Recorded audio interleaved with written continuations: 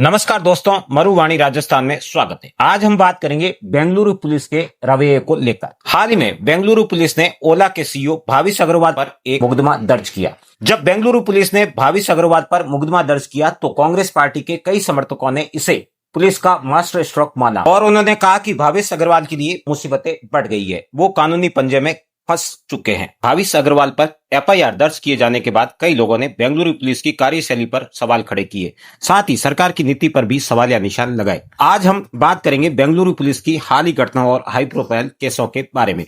क्या पुलिस समय पर कार्रवाई कर रही है या सिर्फ नाम भर की कार्रवाई हो रही है, या पुलिस सरकार के दबाव में ऐसे फैसले ले रही है जिनका कोई मतलब नहीं और पुलिस की किरकिरी चारों तरफ हो रही है। वीडियो को शुरू करने से पहले आपसे रिक्वेस्ट है कि अगर आपने अभी तक हमारे चैनल को सब्सक्राइब नहीं किया तो प्लीज सब्सक्राइब करें और वीडियो को लाइक करना बिल्कुल भी ना भूलें।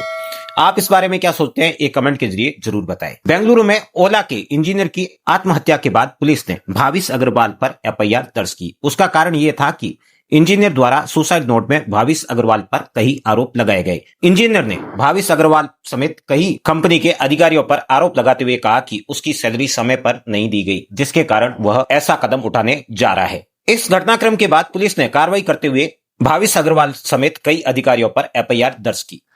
हाईकोर्ट ने पुलिस को चेतावनी देते हुए कहा कि इस तरह की कार्रवाई उचित नहीं है। कर्नाटक के हाईकोर्ट ने आदेश जारी कर कहा कि भाविश अग्रवाल को परेशान पुलिस ना करे।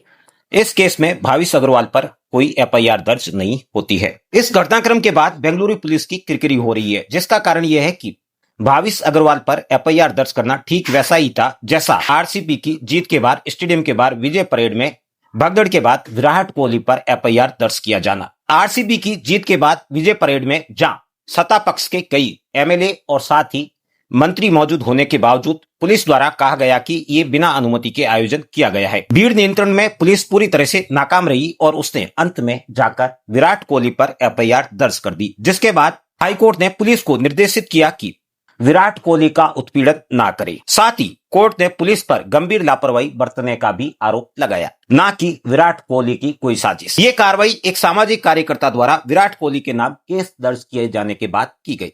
बेंगलुरु पुलिस उल फजूल केस दर्ज करने में ही लगी हुई है, ऐसा लगता है। आरसीबी विजय परेड में कई लोगों की मौत हो जाने के बावजूद भी पुलिस ने विराट कोहली पर आरोप जड़ दिए। वहीं एक इंजीनियर द्वारा आत्महत्या किया जाने के बाद भाविश अग्रवाल पर एफआईआर करना भी पुलिस पर सवालिया निशान खड़ा कर रही है, क्योंकि ये वही पुलिस है जो साइबर क्राइम को रोकने में पूरी तरह से नाकाम साबित हो रही है। इस समय भारत के मेट्रो सिटी की बात की जाए तो बेंगलुरु साइबर फ्रॉड में ना सिर्फ नंबर 1 बना हुआ है बल्कि अन्य कई मेट्रो से बहुत आगे निकल गया है। अगर दूसरे सबसे बड़े साइबर फ्रॉड मेट्रो की बात की जाए तो उस मुकाबले में बेंगलुरु लगभग 4 गुना आगे है। एनसीबी द्वारा हाल ही में वर्ष 2023 के जारी किए गए आंकड़ों के अनुसार साइबर क्राइम में बेंगलुरु बहुत आगे बढ़ गया है। उसका कारण नाकाम पुलिस व्यवस्था होना भी है। जहां साइबर फ्रॉड की बात की जाए तो बेंगलुरु में वर्ष 2021 में 6,423 मामले दर्ज हुए थे, वहीं 2023 में 17,632 मामले दर्ज हुए हैं, जो 2021 के मुकाबले में लगभग 3 गुना अधिक है।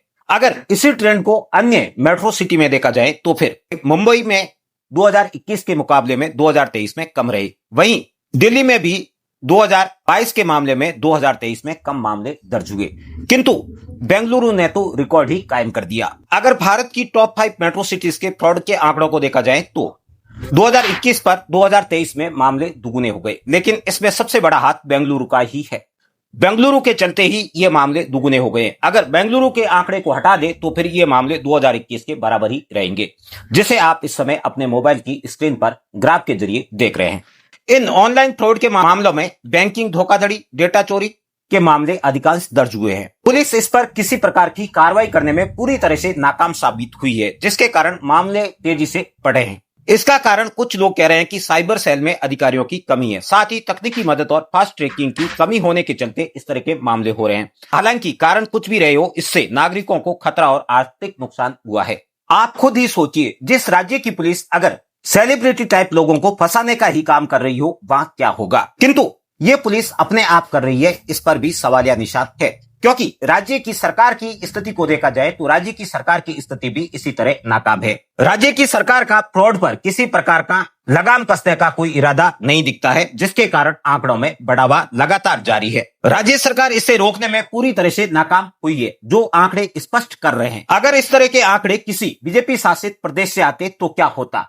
अब तक मीडिया में कितनी बहस हो रही होती आप समझ सकते हैं। किंतु जब एक नाकाम राज्य की पुलिस भाविश अग्रवाल पर केस दर्ज करती है तो इसे लेकर मीडिया में किसी प्रकार की डिबेट नहीं होती है। इस मामले में अगर भाविश अग्रवाल पर एफआईआर दर्ज हो रही है तो विराट कोहली मामले में राज्य के खेल मंत्री पर एफआईआर दर्ज क्यों नहीं की गई? क्या उसके लिए खेल मंत्री जिम्मेदार नहीं थे? ऐसे में किसानों की आत्महत्या के लिए राज्य के मुख्यमंत्री पर केस दर्ज क्यों नहीं किया जा रहा है? जब पुराने बिहार की बात करते हुए कहा जाता है कि पुलिस भैंसे ढूंढने का काम कर रही थी, ऐसा ही यूपी के बारे में भी कहा जाता है। आज की स्थिति को देखते हुए यही लगता है कि बेंगलुरु की पुलिस उत्तर प्रदेश की पुलिस से काफी प्रेरणा लेकर कार्य कर रही है, किंतु उत्तर प्रदेश की आधुनिक पुलिस से नहीं, उस जमाने की पुलिस से जो भैंसे ढूंढने का काम करती थी। राज्य की पुलिस को अपने प्रदेश सरकार की नीतियों से बाहर निकलते हुए कुछ उचित कदम उठाने होंगे, अन्यथा प्रदेश का क्या होगा आप समझ सकते हैं। पुलिस को सुधार के प्रयास करने चाहिए। हालांकि स्टेट में पहले ही पुलिस कर्मियों की काफी कमी है, साथ ही पुलिस अधिकारियों की भी कमी है।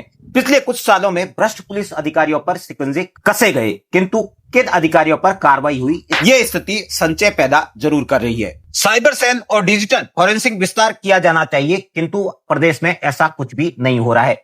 साइबर फ्रॉड से निपटने के लिए किसी प्रकार के कदम नहीं उठाए जा रहे हैं। प्रदेश में अगर कुछ कदम उठाए जा रहे हैं तो आरएसएस के नेटवर्क विस्तार को लेकर कदम उठाए जा रहे हैं। आरएसएस को रोकने का कदम मंत्रियों द्वारा बार बार किया जा रहा है। अगर उसी कदम को साइबर फ्रॉड के लिए किया जाता तो प्रदेश के लिए बेहतर होता। साथ ही यह भी स्पष्ट दिखता है कि पुलिस के साथ प्रशासन और राज्य की सरकार किसी भी कार्य के लिए जिम्मेदार नहीं है। वो उस व्यक्ति को जिम्मेदार ठहरा देती है जिसका संबंध उस मामले से होता भी नहीं है। बेंगलुरु पुलिस के हालात और हाई प्रोफाइल केस को देखकर साफ दिखता है कि प्रशासन में सुधार की बहुत आवश्यकता है। क्या आप भी सोचते हैं कि पुलिस को सख्त कदम उठाने चाहिए? राज्य सरकार के निर्देशों से बाहर निकलकर साइबर फ्रॉड को रोकने के लिए उचित कदम उठाने की आवश्यकता है। फिर मिलते हैं दोस्तों एक नई और रोचक जानकारी के साथ।